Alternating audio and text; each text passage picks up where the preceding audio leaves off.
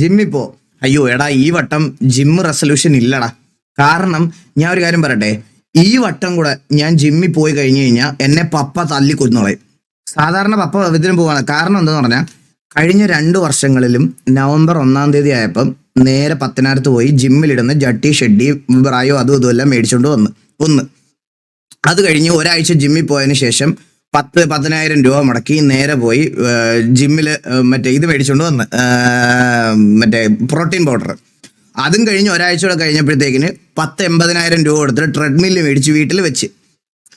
അത് 1 വർഷം പപ്പ അങ്ങ് പോട്ടെന്ന് വെച്ച്.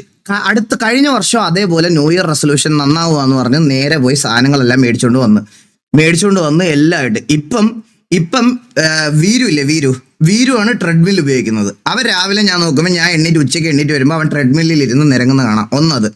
പിന്നെ മറ്റേ ഇത് പ്രോട്ടീൻ പൗഡർ മമ്മി ഔലേസ് കൊണ്ട് ഉണ്ടാക്കി, അത് വെച്ച് അത് അവർ തിന്ന് അത് ഈ വർഷം കൂടെ ഞാൻ ഇതൊക്കെ മേടിച്ചുകൊണ്ട് വന്നു കഴിഞ്ഞാൽ എന്നെ വീട്ടിൽ കൊന്നുകളയും.